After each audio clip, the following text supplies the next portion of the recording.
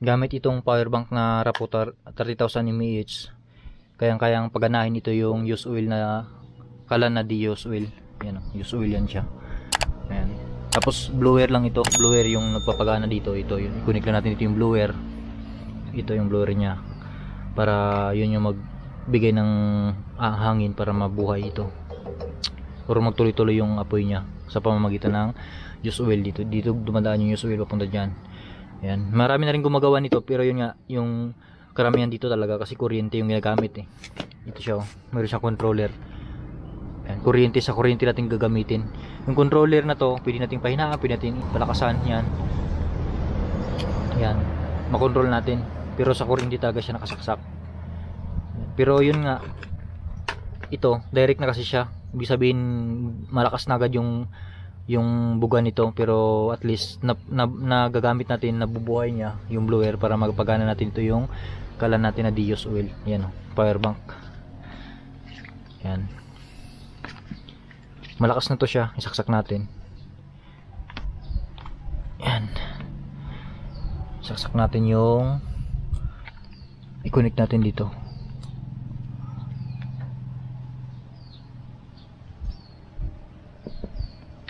Hintayin na natin. Ayan. Ayan o.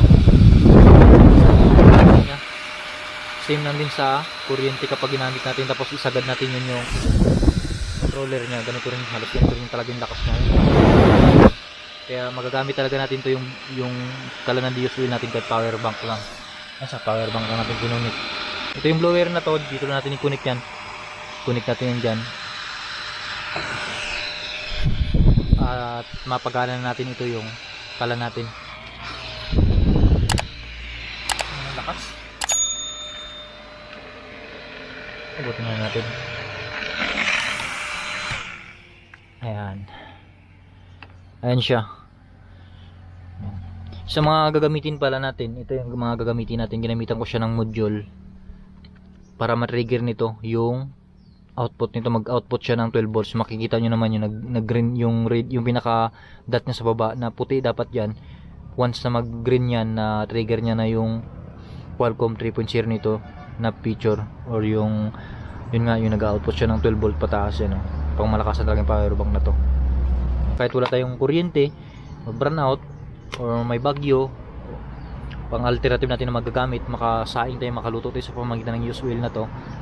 Kahit wala tayong ito, hindi natin gamitin ito sa kuryente, ito lang power bank lang, ay mapagana natin to. Kaya yun, about naman sa kung gaano katagal natin magamit ito. Matagal natin magamit ito, mga nasa 9 hours, mga ganon, nasa 9 hours natin magagamit ito. Hindi naman tayo gagamit ng Kalan, hindi naman tayo magsaing ng tuloy-tuloy na 9 hours, hindi naman, di ba? Makasaing na tayo, makaluto ng ulam, anumang lutuin natin, okay na yun. Kaya ilang beses natin magamit ito bago ito malubat. Tapos ito yung power bank ko, ginagamit ko rin to sa solar ko na binili sa Shopee. Kaya pre-saving energy talaga, hindi na ako gumagamit ng kuryente. Doon ko dahil siya tina-charge.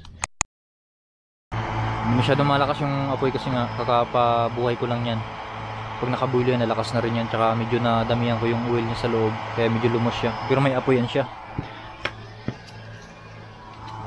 May apoy yan, you know.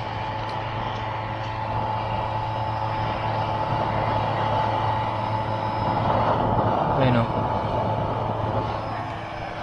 May apoy yan. Tsaka malakas siya. Mainit na rin o. Hindi naman siya na makita, pero may apoy. Alam ko marami na rin gumagawa nito ng use oil na yung Kalan na di use oil, pero sa kuryente nakakonek. Pero yun nga, kung wala kayong kuryente, pwede siya sa power bank. Ayun o, nakakonek siya.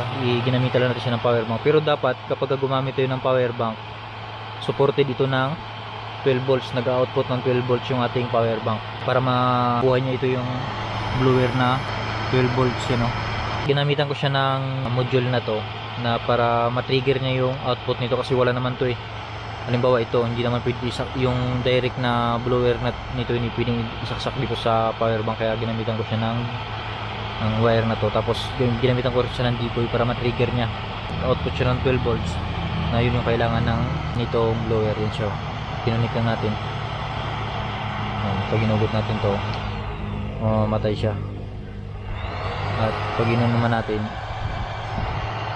saksak natin, mabubuhay ulit. Ayan, namatay yung apoy niya kasi yung bunot natin, pero yun nga, kayang-kaya niyang paganahin yung ating kalan na Dios oil. Yan. Basta mayroon lang tayong power bank na gagamitin. Ito yung ginagamit natin kapag sa outlet natin siya gagamitin sa kuryente. Tapos ito yung controlling niya, pwede natin palakasan, pwede natin pahinaan. Ito yung isasaksak natin sa kuryente. At ito yung kukonect natin sa blower. Pero yun nga, kung wala tayong kuryente, brown out, wala tayong kuryente, tapos gusto natin gamitin dun sa may ating kalan na use oil, pwede yung power bank.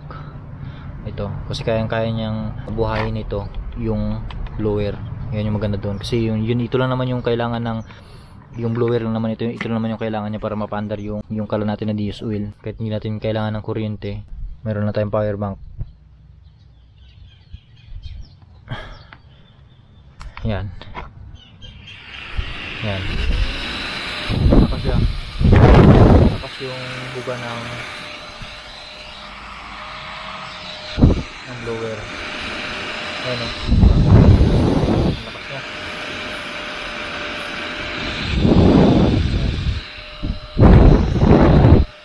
Ayan siya kalakas. Ayan yung maganda dito. Kaya pwede siya mga pang-alternative na magamit natin. Halimbawa, brown out or may bagyo, kailangan natin magluto, wala tayong magamit, tapos meron lang tayong power bank, yan o. Yan. Kaya kung gusto niyo bumili ng ganitong power bank, ilagay ko yung link dyan sa may description or sa comment section. Pang malakasan talaga yung power bank na to.